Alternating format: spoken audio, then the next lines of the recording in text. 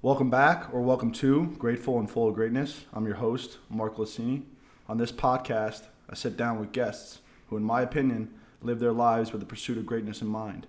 And this platform allows me to discuss and to explain the strategies that go into reaching peak performance. This is episode number 4. My guest, Brodie Merrill. Arguably the best defenseman currently and to ever play the sport of lacrosse. A man devoted to the constant improvement of his mind, body, and craft, and a true professional and champion on and off the field and floor. The world of lacrosse would agree with me when I say the sport is in a much better place now than it was decades ago because of leaders, ambassadors, and competitors like Brodie. His presence makes players around him want to give more. His tenacity and attention to detail are rare. His generosity and love for his family, teams, close relationships remain energizing and contagious. It's a privilege to learn from him, to call him a teammate and great friend, and to have him here today. Brodie, I appreciate you joining me on here.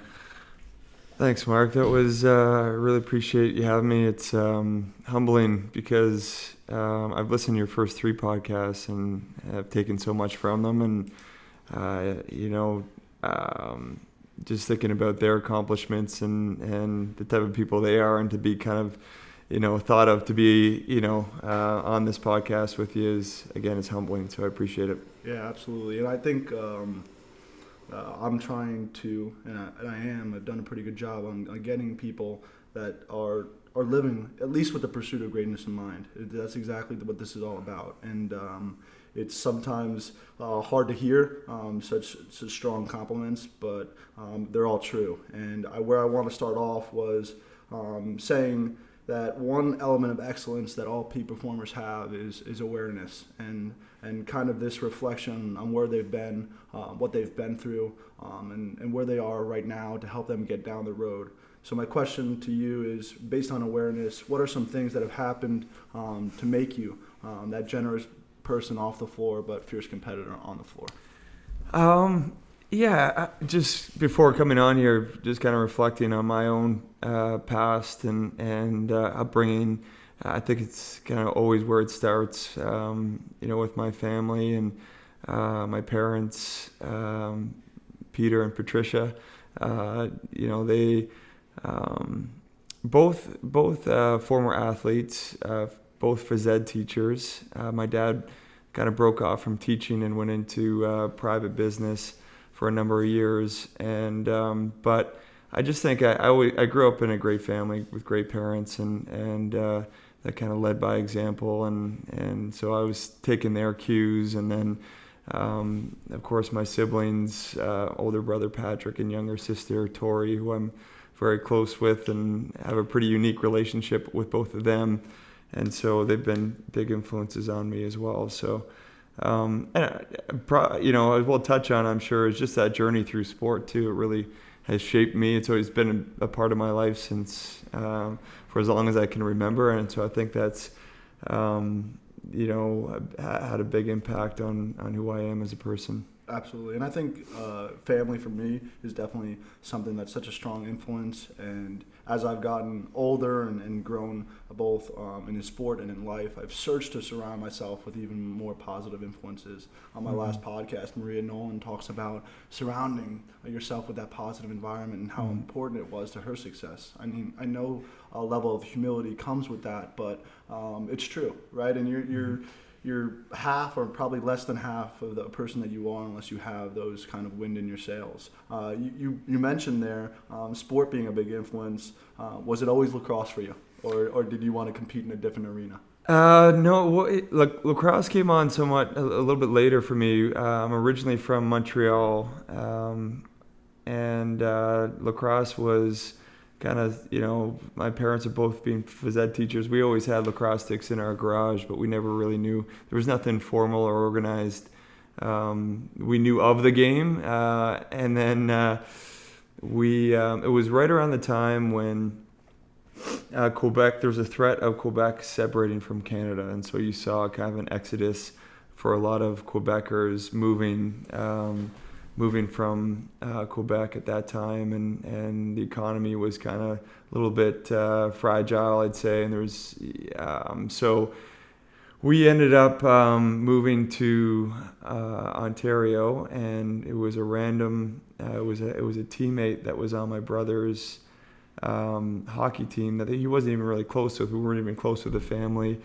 Randomly picked a town called Orangeville, and Orangeville it has a really strong lacrosse community. It's very much a part of the fabric of the community. So, like most athletes in Orangeville, you're playing hockey in the winter and you're playing lacrosse in the summer. And so, my first year moving to Orangeville, I was around 8 or 9 years old, and I played that hockey season, and then all my friends were playing lacrosse. So that's when I was introduced to it, and I found it a little bit hard at the beginning to kind of, learn how to. I remember my first goal was from my best friend, who we became really close with. I was on a breakaway, and instead of throwing me the ball, he rolled me the ball because I couldn't catch it.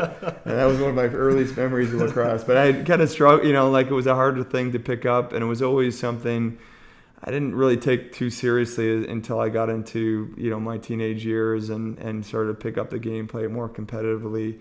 But it was always something just to do in the summertime. It was a kind of a good crossover sport for hockey. I love that, and I think there's so many questions I wanted to get to, and I find myself listening to you and you talking about family and sport and those influences in your life, and they're already coming up. All these questions I want to get to, and I want to dive even deeper into. But three things that really stuck out to me, being your teammate and learning from you, are one, your love for your family, which you brought up already. Two, your attention to detail, which I think. That if I was to give a word to it would be prehab rather than waiting for something bad to happen and it being rehab. But then also your care for your teammates, which is rare, right? Both on outdoor with Chaos with you, and now indoor with the SEALs. You care so much about your relationships and your body and those around you. Is that also an influence from your family, or is that something that grew throughout your years? Yeah, that definitely grew throughout my years. My parents almost, kind of joke with me at times, just, with how serious I can be in terms of training and nutrition.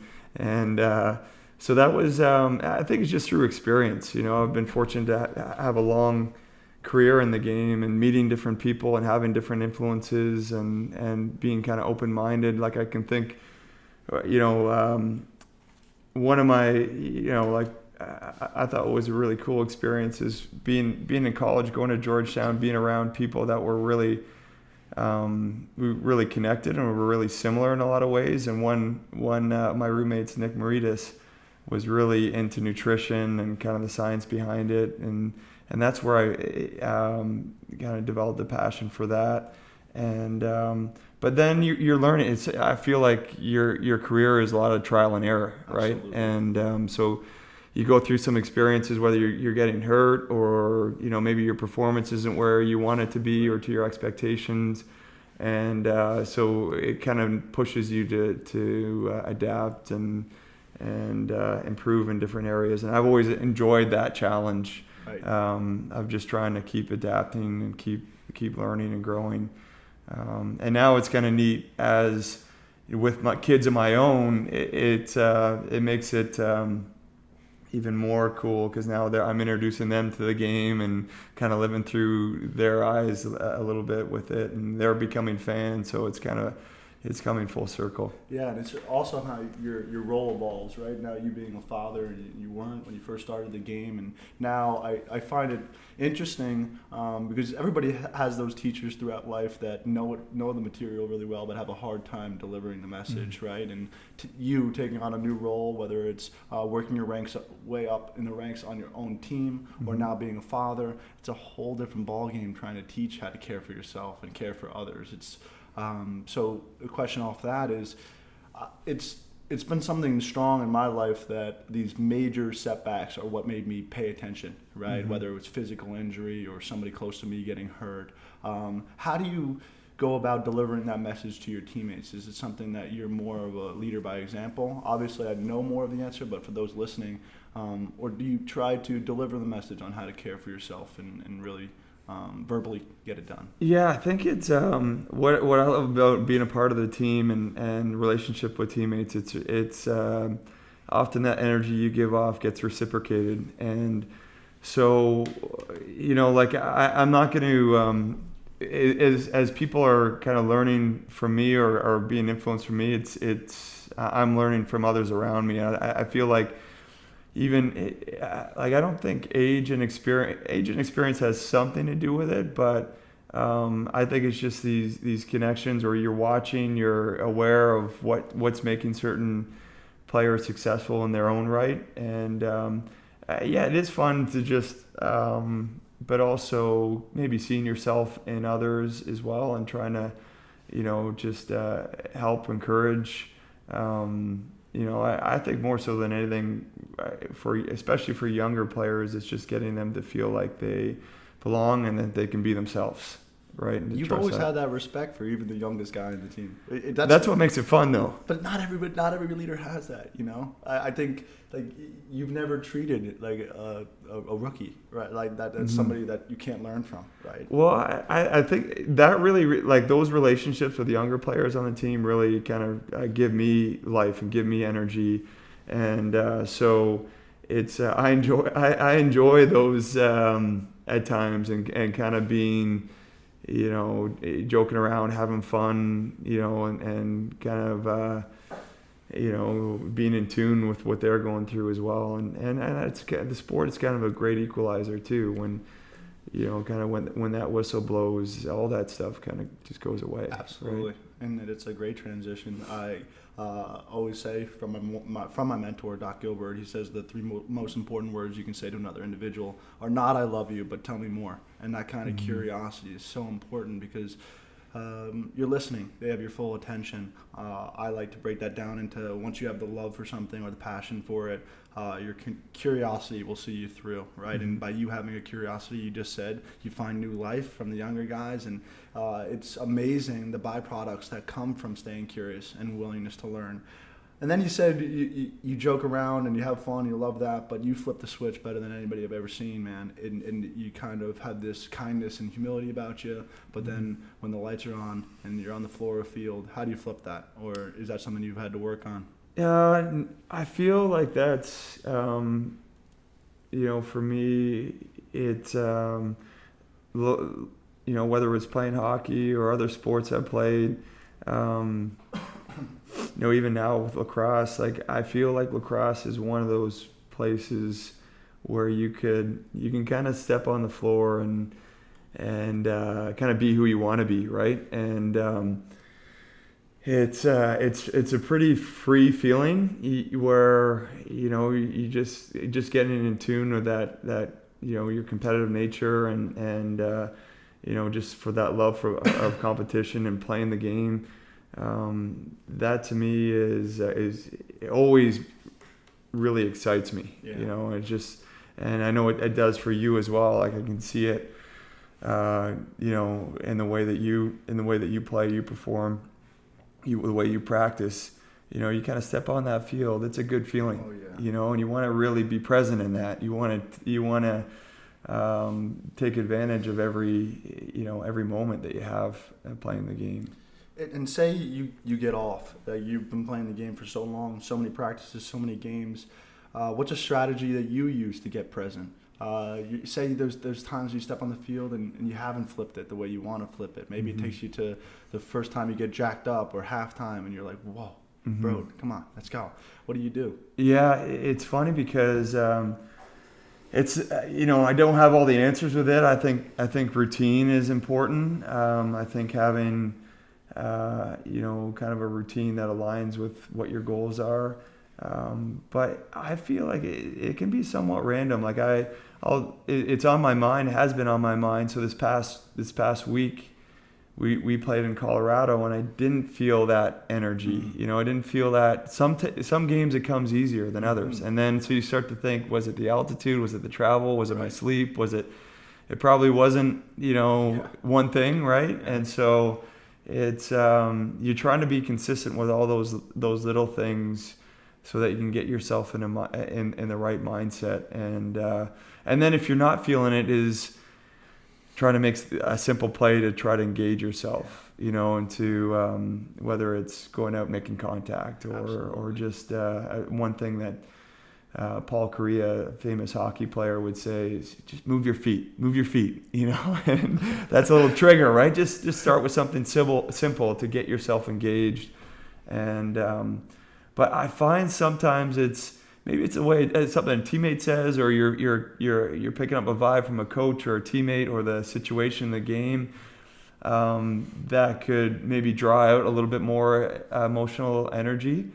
But I think I think if you want consistency in your performance, I think it goes back. You kind of have to work back from that with all your details of preparation leading into a game. Right. I think if you don't have that consistency with your preparation, then you're unable to make the sacrifice on the floor. Because what are you sacrificing your time away from? You don't really have something to really go further from, because you didn't even start with square one.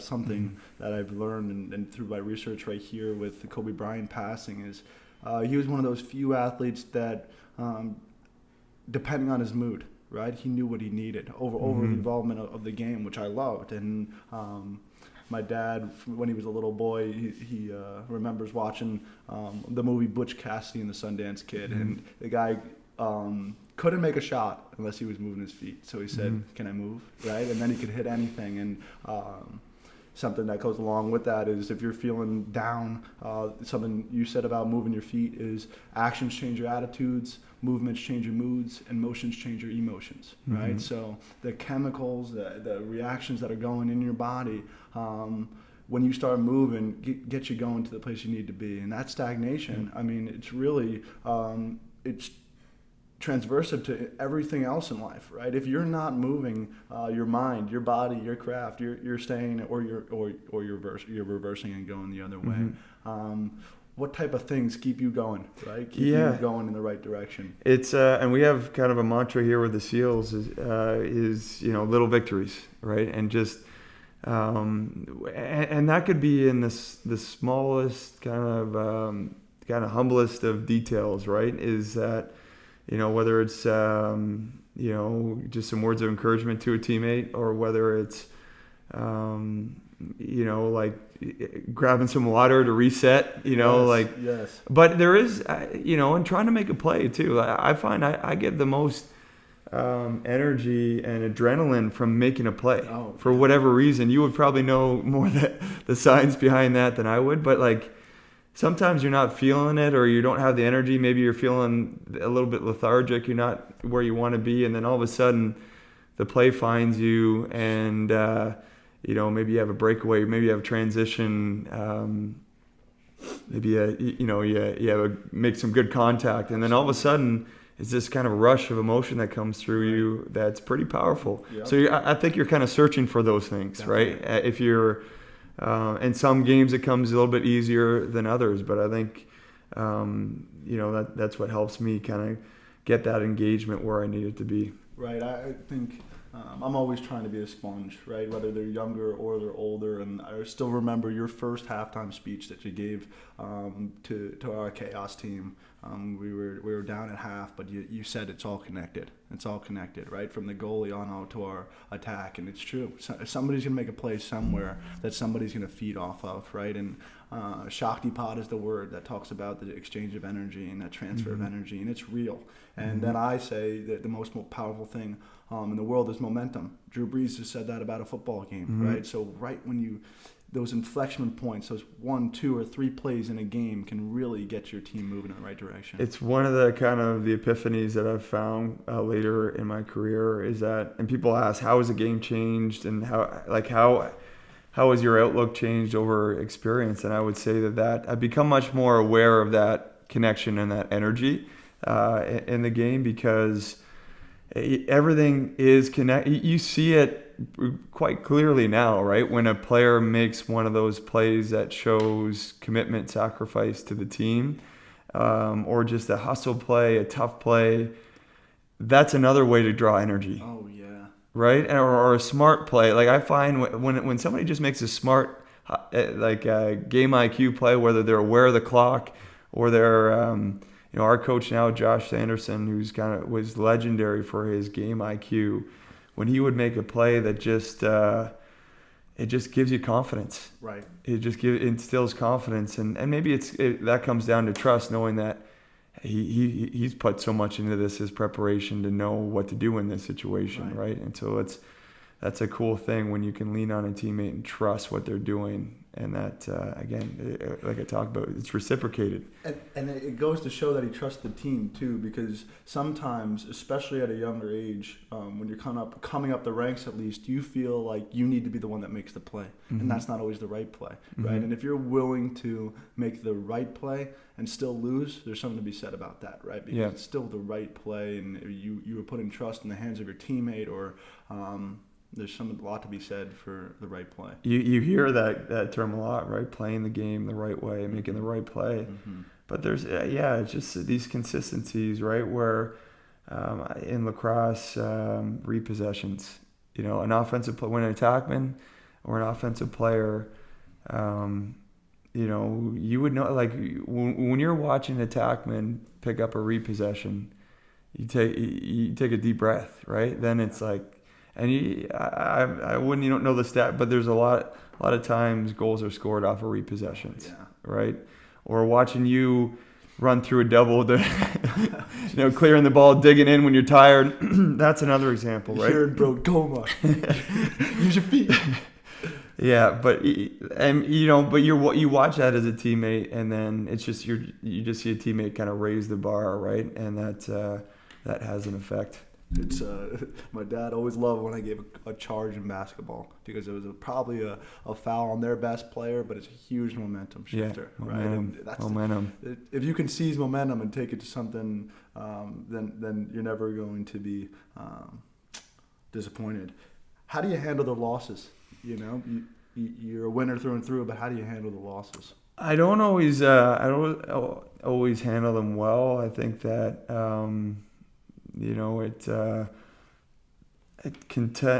I'd like to try to detach a little bit, especially with a family, but that can definitely bleed into my everyday life and can carry those things with me. I try to have that time with reflection. I think that looking at and taking a critical look at what you're doing, I think that's what losing does. If you handle it that way, you can. That sting, that pain that comes from losing, sometimes there's no substitute for that to force you to take a deeper look at yourself. And so, so I think taking a deep breath, having some perspective. My Coach Yorick, who's a legendary lacrosse coach, one of the all-time winningest coach in college lacrosse, I was fortunate enough to play for him, and he had great perspective, man. He would always.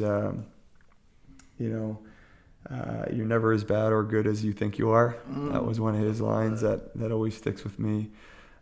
So he's always in the back of my mind too. He had a great way of providing that perspective after a tough loss, or and reminding us that lacrosse, we're really passionate about lacrosse. It's a big part of all of our lives, but it's not the only thing. Right. And let's remember kind of the bigger, broader picture, and that would always, you'd always kind of leave the locker room thinking, that hurt, but it could always be worse, right?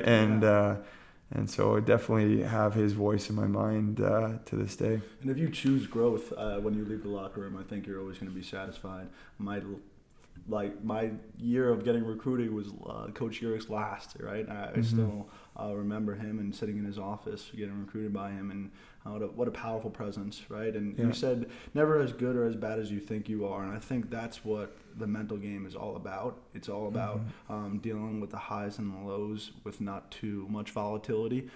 Reading a book, It Takes What It Takes, by Peter Moab, who's the mental coach for Russell Wilson and many others. And he talks about how negative thinking always works. Positive thinking doesn't always work, but if you can stay neutral, right, and you can go in to a game prepared, you're giving yourself the best chance to remain neutral throughout, next play mentality, remain neutral because you're never as good or as bad as you think you are. And I think that's why that reflection time, and we go to a thing, you evaluate, you debrief, you watch film. Like I find watching film after a game where I felt like it always, I don't know if it's with you as well, but when I watch film after I think I have a great game, I think I wasn't that good. You start to see all the mistakes, Yeah. and then you watch film almost like embarrassed, like, oh, I don't want to see it. And it wasn't that bad. So I think that's important. That's what reflection does, I think, is kind of gets you back into that, all right, that good frame of mind where, again, you're never as good or bad as you think you are. I think it's a product of being a leader, though. If you're not critical of your own actions much more than other people would be, then you're really selling yourself short on becoming a leader. Because if you think everything you've done has been great, and you're not giving glory or the benefit of the doubt to other people, I think that has a lot to do with leadership. When you do look back and you reflect, do all the years, practices, and games, do they blend together, or are you able pretty much to separate them? Well, you definitely have some memorable experiences. Not to be cliche, but it really goes by quickly, and so but every experience has a kind of a unique place, right? And and so I've been fortunate to have a lot of different, playing in different teams and different cities, in the moment, those are, when people ask, like, what's your most memorable lacrosse moment?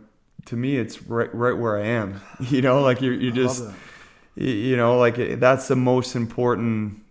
And I'm sure there's going to be times where you look back and you're proud of different things that you accomplished, but you're in the moment. I think that's what's great about sport. Definitely, and that is what peak performance is all about, is being in the present moment, because there's anxiety that lives in the future, and the stress brings on things from the past. But I think if you can be right where you are, but still appreciate it, right? Do you still have find the time to appreciate wins? Yeah, that's and I still love practice too. I love everything that goes into that, and I love training, and so I don't take that for granted. And when I find myself taking it for granted by not putting my best foot forward, then that's when I try to check myself, right? So I do love. I love at its core. I just love playing. I love throwing the ball around. I love just. So it's try not to take that for granted, for sure. Right. I think there's a lot of things that can be taught. Like I always get in a debate with my mentor whether energy is taught or caught, right? And I think him and I come from the same perspective in that it is caught. So that's why it goes back to what our original conversation was about, with is surrounding yourself with positivity, right? Because if you are under the impression that energy is always taught, then you'll be like, well, I didn't learn it, and I don't know, maybe I didn't have the right coach or something like that. Or you can go search for it. You're right on that, and it didn't occur to me until you put it that way. But yeah, you're watching your surroundings. You're like your coach. You're how he's planned his practice. How your teammates, how they're preparing. And everybody's kind of setting the temperature right around you. Yeah, and it doesn't matter the realm, right? Our coach Ben, Navy SEAL, said that throughout his time, what he's learned is awareness too. Right, we were talking about awareness to start. We were talking about it now when I was listening to him. It doesn't matter what realm you are in it, but if you take the time to become aware of where you are, like you were talking about, to check yourself and have an appreciation in the moment, I think that's really, really powerful. 3 to 5 years from now, where do you see yourself? What are you doing?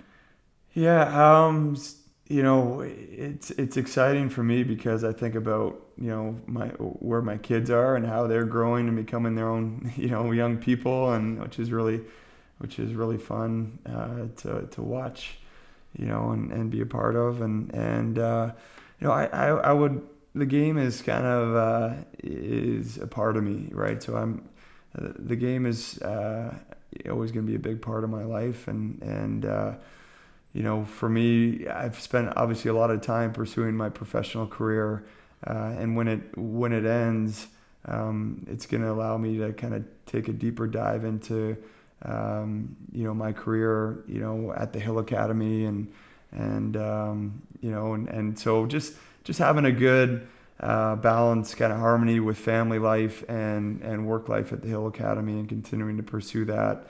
It's one of the cool things about playing professional lacrosse is that you're able to build your career, right? And to kind of have your own life. Some weeks, I don't know if you feel the same, where it's like you're almost in two different worlds. And it feels really clear that way, especially when you're flying somewhere, right? And you just kind of step off the flight and you're like, whoa, I'm stepping into a whole new environment, world here. And then when you fly home, it's like you're back into this other life, right? So I think long term we're hoping that lacrosse is going to become a full-time thing, but I think for me and my experience in the game, it's been a really cool to have your work life and like your career kind of go in parallel with your playing career, and so it will make that transition from retirement, I think, easier than some athletes have to deal with. And so that's something that I'm excited for. I was actually just having a conversation about these other pro sports like basketball, like football. There's such a high rate of people that lose all their money, right? Mm-hmm.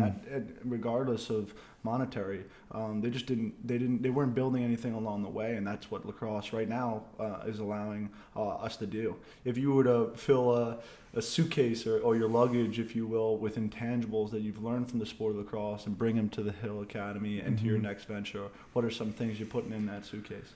There's so much there. I think that like sport and lacrosse has been like a support system. And I think that's probably why people have trouble when they do retire and move on, because I found that coming from college, where you have that support system, you have that routine.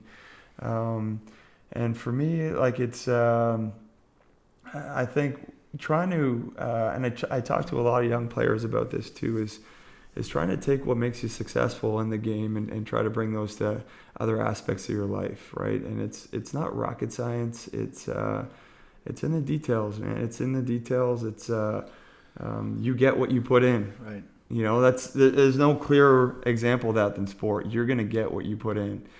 And so how you treat others, working within a team, that whole dynamic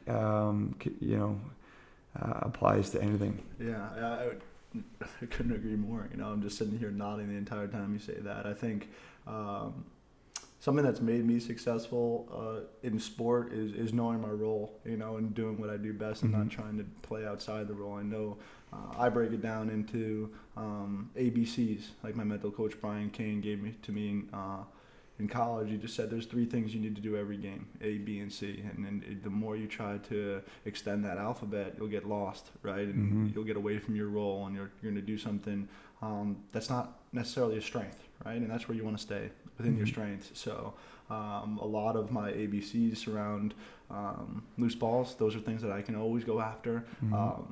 By C is always hustle play, right? Because I want to be a dog on the field. I want people on the other team to be like, who did we just play against? And then A is communication, and what you said, how I treat my teammates, and that vibe and the energy that I have with them. So it starts with the communication with me.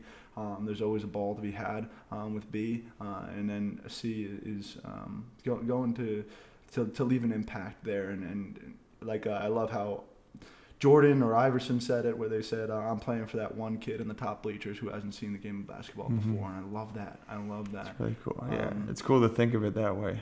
Definitely. Here's the question that goes along with that is our character coach a few years ago, Adam Silva, says that the definition of a man is made up of character, relationships, cause greater than self.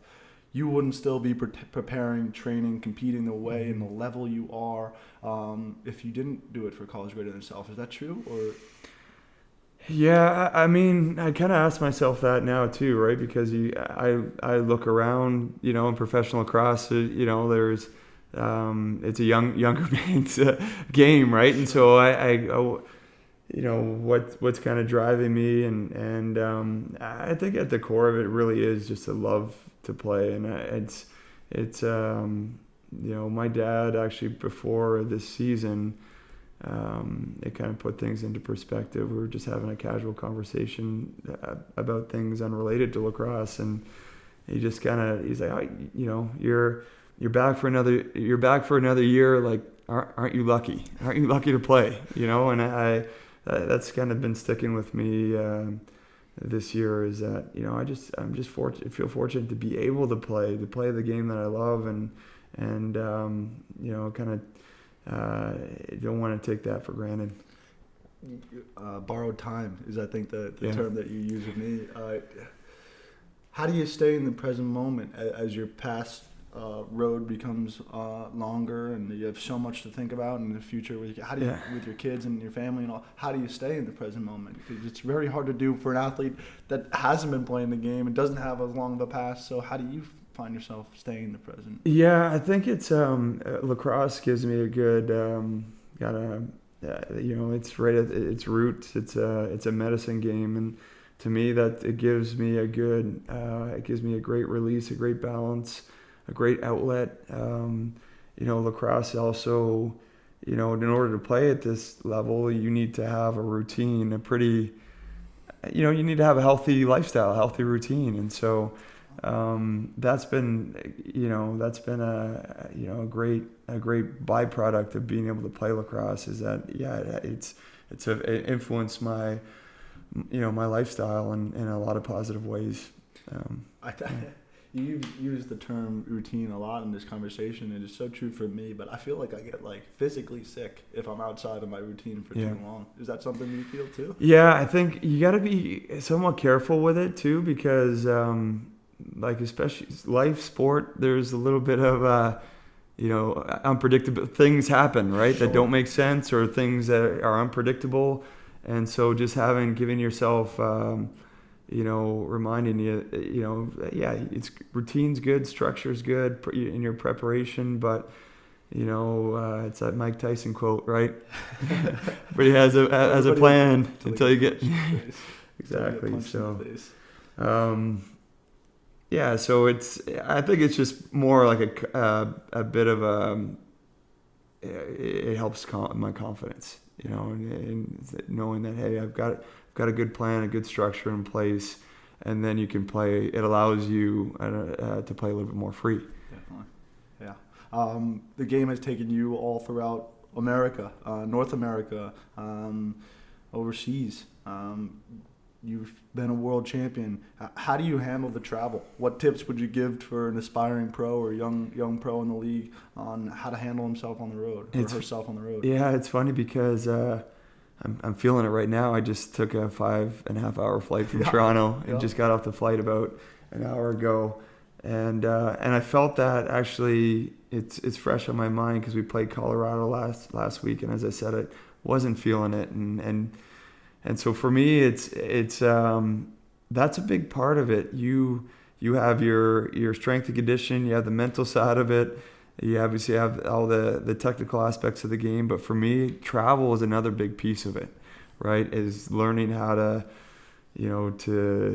for me, I drink a ton of water, and that actually forces me to get up and move on flights. Right. And, I try to move, 3 or 4 times on a flight, get up. And I'm that weird guy in the back that's stretching on the back of a flight, getting those bugging the flight attendants, they're annoying them. But, and then just trying to, eat as clean as I can, and get a good night's rest. But again, you want to control what you can control, right? In that process, and then some things you can't control, and so not letting that affect you too much either. Yeah. I mean, there's so many uncertainties that come with the travel that you cannot even plan for, but you can control having a bunch of bottles of water and all that. And I don't think I need to search very far or probe very far when I say, how important is the mental game to you? Yeah, I think it's well, now it's such a realm that's growing and is becoming more prevalent, and like I think it's I probably first learned of it when we had a sports psychologist come to the Hill, a guy by the name of Dr. Wayne Hallowell. Sorry, excuse me, Wayne Hallowell. He's worked with Olympic athletes, Canadian national teams. And he gave us all these little tools like you don't have to be here, you get to be here, and so, it's something as little as that, man, that can just change your whole perspective. It really does. And another saying, anytime you're pointing the finger, you have fingers pointing right back at you. So that was probably about 10 years ago, and I'm sure like in sport you have that. You have all the, I think a lot of your coaches, without being even aware of it, are mental coaches. And a lot of their coaches, it's predominantly psychology, anyways, Absolutely. Right? And so, but I think it's become much clearer to me now. And I think if you're not focused on that, and you're not constantly trying to improve in that area, you're going to be left behind. It's true. Because now the high performers like yourself and the high performers that were around, right? They're all doing it. Yeah. They're all doing it in their own way. Absolutely. Right? And so, even guys like LeBron James and Sidney Crosby, and these guys are really in tune with that. Right, and success leaves clues. So, I mean, I spend most of my days or invest most of my time. What strategies is that person using, right, to help elevate my game or elevate my client's game? The tool that you just talked about, you don't have to be here, you get to be here. I talk about it with my mentor. There's this long road of discipline before you cross this magical bridge of desire, and you don't got to do something, you get to do something. You talked about the importance of love in the game. When did that discipline turn to desire for you? When did it become easier because you didn't have to do it? It's more of an opportunity for you to seize. That was a big kind of turning point because, as I mentioned, I was kind of going with hockey and lacrosse in parallel, and hockey was really kind of my first love. But I got to a point where, and I kind of pushed it as far as I could, kind of making that decision, what sport to pursue in college, and kind of had opportunities in both. And for me, it was just, I picture myself, what do I enjoy to do every day? And it came through some growing pains with it. Like growing up, I was always kind of middle of the pack and a real late bloomer physically. And went from a point guard to a center, or a forward, kind of right overnight, over one summer.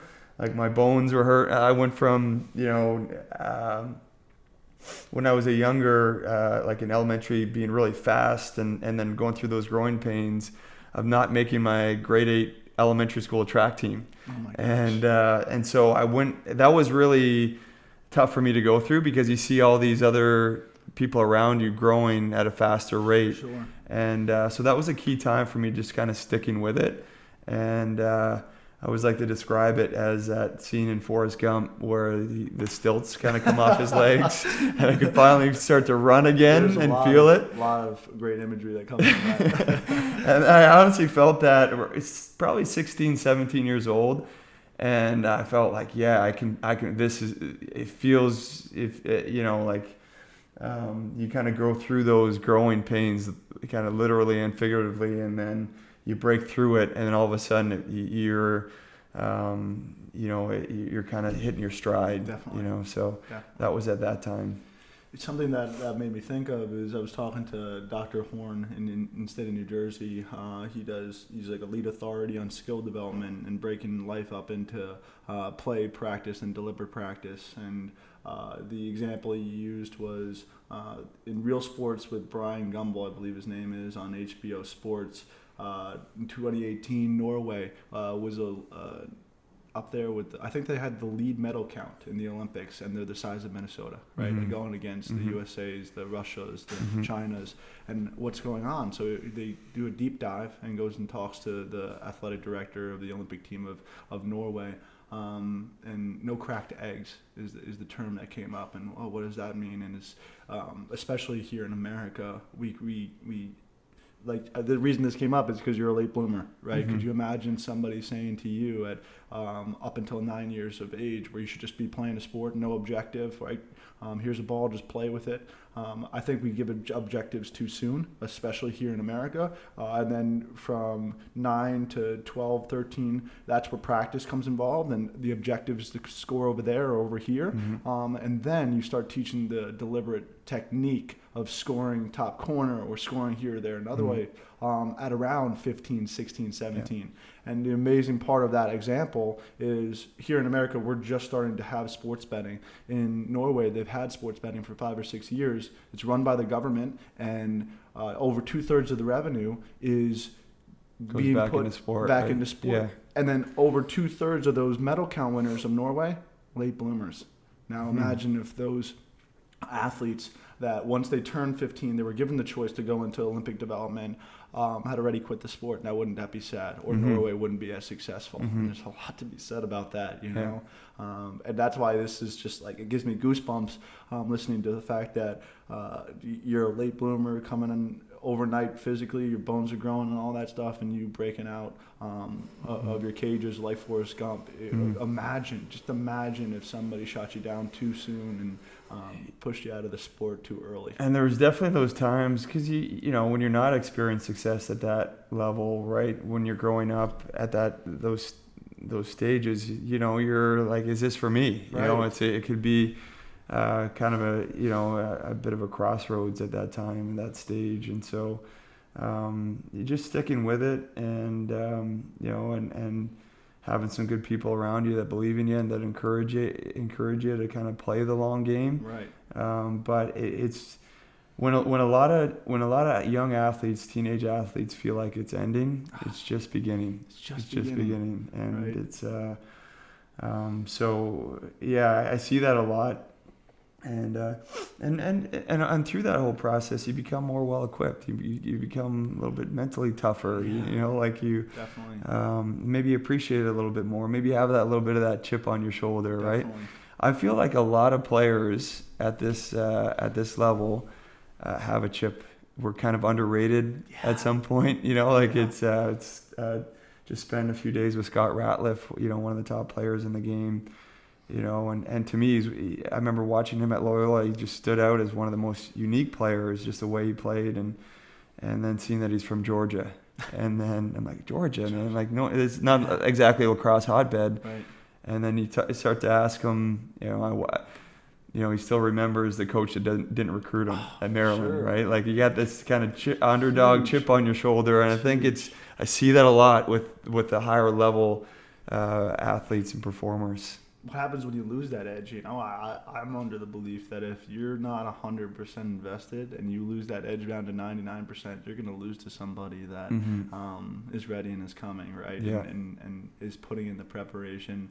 And going back to Kobe, he said he would do anything to find fire, right? To throw it in, right? Because a blazing flame makes fire of it all. It doesn't matter if it's positive or negative or whatever it is. But you almost have to, as you get further down the road, like you talked about earlier with the young guns making you more alive, you use that. Throw anything in that fire, right? Keep it going. You're kind of creating like... I know I don't know if you do it as well. I do it at times, but you're kind of creating a bit of a narrative before every competition. You know, whether it's the coach that cut you, or it's whether it's the player on the opposite team that said something that you didn't like. You kind of, that could be a pretty powerful thing too. Definitely. You know, and I think that, so whether that's, whether that's manufactured or not, I think sometimes creating that narrative in your own mind that people are doubting you, people don't believe in you, right. Proving people wrong is kind of has always been I think, a powerful motivating factor. Well, if you feel like you arrived somewhere, then you're done, right? Yeah. You can hang them up. And I think if you start not only writing down your goals, but you make goals with others in mind, as I've talked about many times before, and you're not making this goal just for me and in my own silo because of to make myself proud. No, do it to make your parents proud. Do it to make your family proud, to your close friends who weren't given the same opportunity for you as you were, because at somewhere along the line, and usually multiple times, you got lucky. You didn't. Not everything was just. How many times? And I think we were talking about it last week. We see all these amazing athletes just having a really career-ending injury. That's why you can't lose your gratitude for it, because if you think 100%. This is just you, you think it's just you. And reminded myself of that growing up, thinking, man, I would never believe that I would be playing at this level or as long as I have. And so don't forget that. Are there any mottos, slogans, quotes that come to mind that you live by, that you play by? This is another Dr. Hallowell one, is and pretty consistent with kind of what I've been saying, is daily decisions determine destiny. So that's, again, it's about today. It's about these little moments. It's about these little opportunities, this kind of incremental improvement.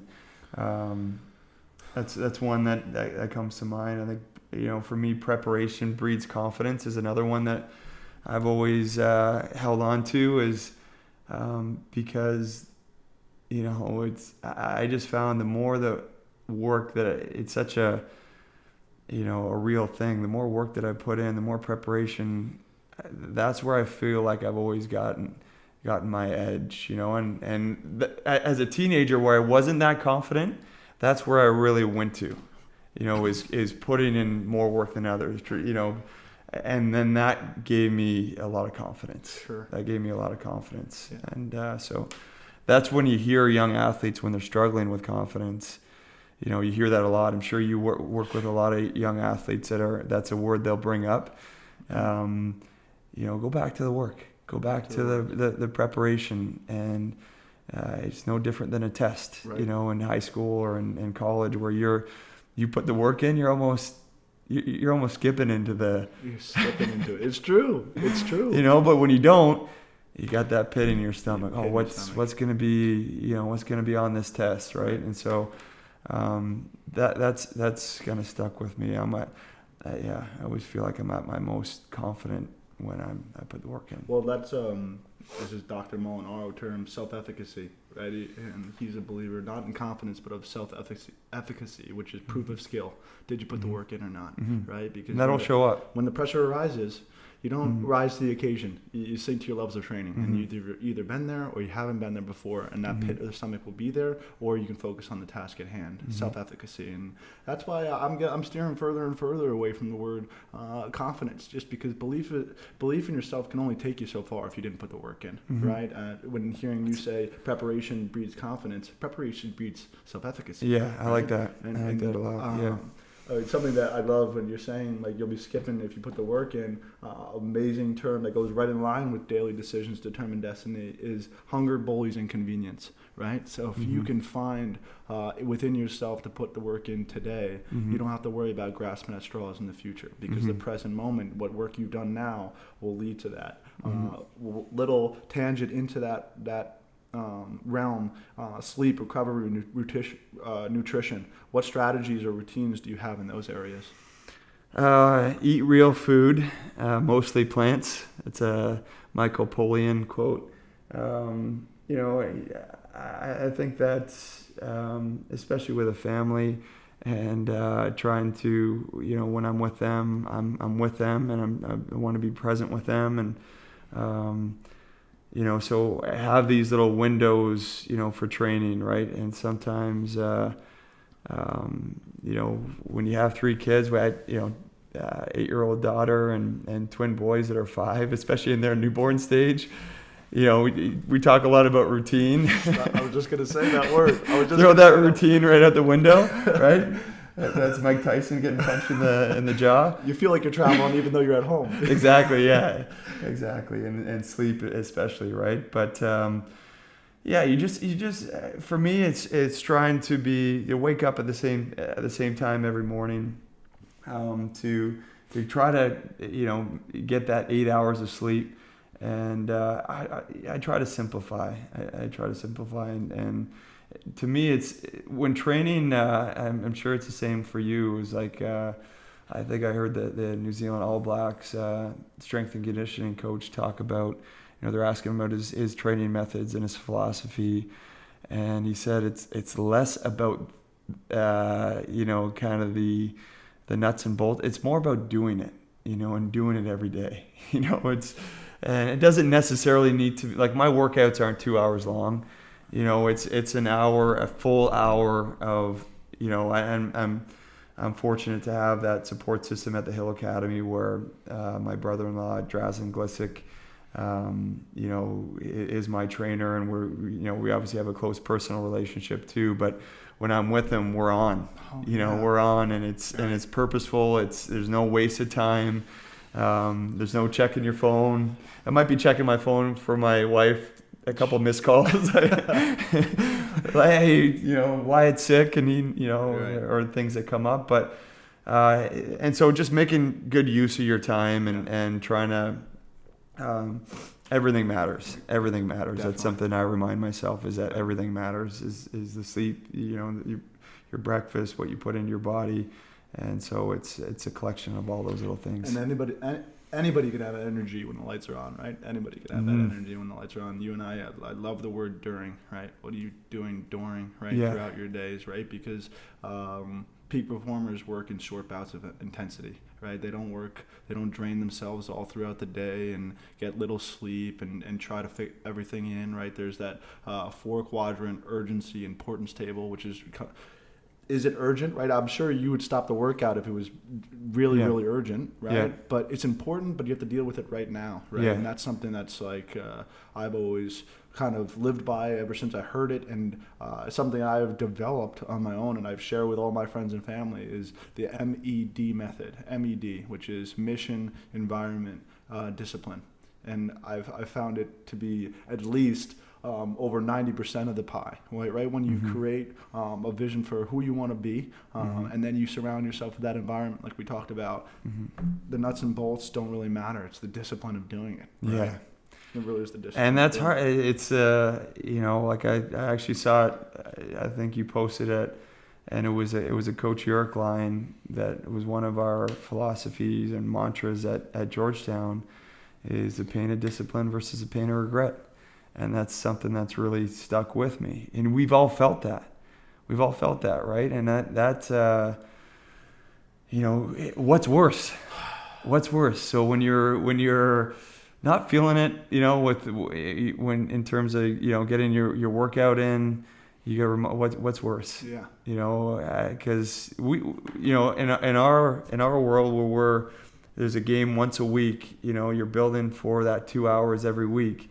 If you skip a step in that, you're probably going to feel that. No, definitely. And what's that feeling is going to be a lot worse than the pain of discipline to do it, right. And to just do it and to get the work in. And what we talked about earlier, that pain of discipline, you can use the pain of past losses or whatever, building your own narrative, use that while you're building the pain of discipline, right? So you don't have the pain of regret, right? It's easy to understand what pain of discipline means, but how to do it is finding any reason, right? Build that narrative for yourself. Or you went through it with your injury, in high school, and I've had various injuries where if I've got a healthy day, take advantage of it. That's for a young athlete. Take advantage of that healthy day, right. Because injuries have a way of doing that, right? They have a way of just giving you perspective and making you, wow, maybe I was taking that practice when I was like hemming and hawing going to practice. Man, when you're hurt and you can't practice, that's a good reminder when you're not feeling it, right? It's a good reminder that, if you've gone through a tough stretch where you haven't been able to play, where the game's been taken away from you, it's a good reminder.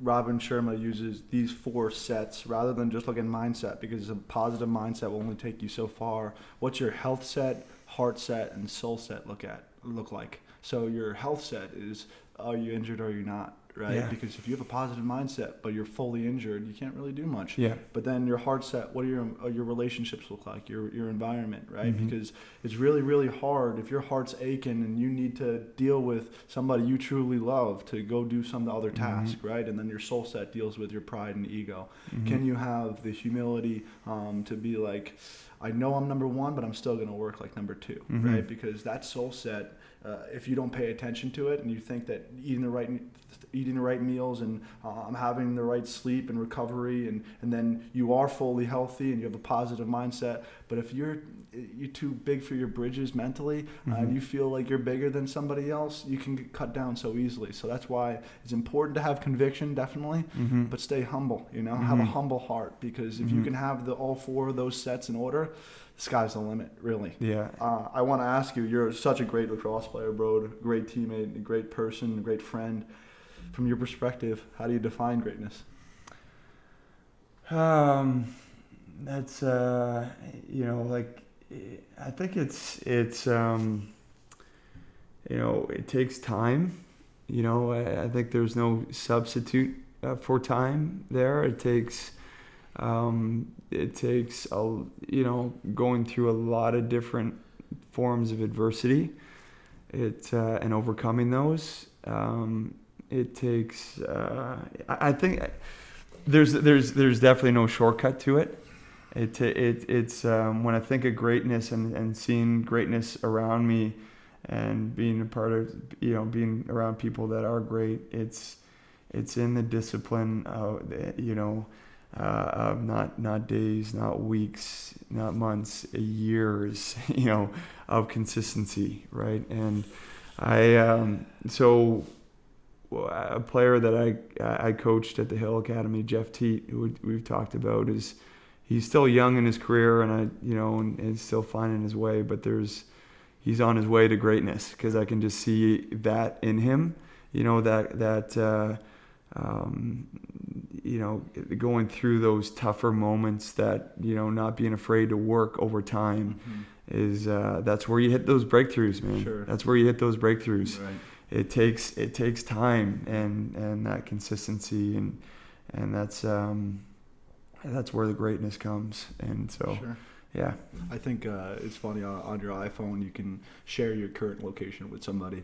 I would love to just share the trajectory or share the vision of somebody, right? Because that's really what greatness is about. It takes years of consistent training to become an overnight success, and I couldn't agree more with you. And it's in the darkness, man. It really is. It can be, a lot of it's in the darkness, and a lot of it's filled with doubt. A lot of it's filled with that journey to get there. It comes from those I was trying to catch all of it, but those 3 kind of areas where where you have your personal life, your like mental, emotional, physical, kind of having all those aligned is really hard to do. Really hard, right? To do. So absolutely.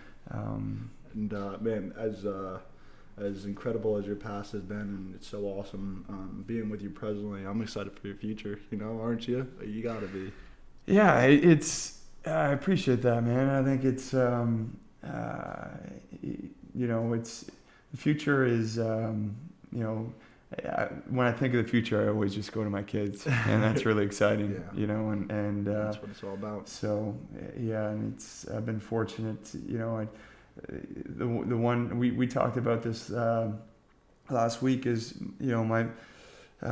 my best friend Kyle Miller growing up is you had your podcast with Anka. Yes. When you have these kind of connections with people, right? Kyle was a guy that I connected with at a very young age. It's like, wow, I just moved in from a new town. We're so similar, right? And he he passed away at a young age, right? And had so much life ahead of him. And so when I say that I'm on borrowed time, I kind of think about that, right? Is definitely. That the future is not promised, right? And so just trying to enjoy every day, man. And I'd say that's what my kids have really done, is that when I'm with them, man, that's all it is. It's amazing, man. And that's why I named this podcast not just Full of Greatness. It's grateful too, Yeah. you know. And you gotta be, and you're grateful for friends like that, and for the kids they have, and for the future. Well, bro, thank you so much for coming on. Thanks, I really man. appreciate It's the one thing I would say with all this is that because you see a lot of it out there, you'll see different things in posts and you read different articles. But what I've enjoyed about our relationship is being able to talk about it, right? Mm-hmm. And to digest things together, and that's what's been cool about the game, is getting to meet people like you, right? And it sticks and it starts to resonate when you talk about it and you digest it and go through it. And so that's been not just from your podcast, but just having our interactions every weekend when we see each other, learn so much. Appreciate it, because it's not about you are what you think about most of the time, but maybe you are what you talk about most of the time too. True.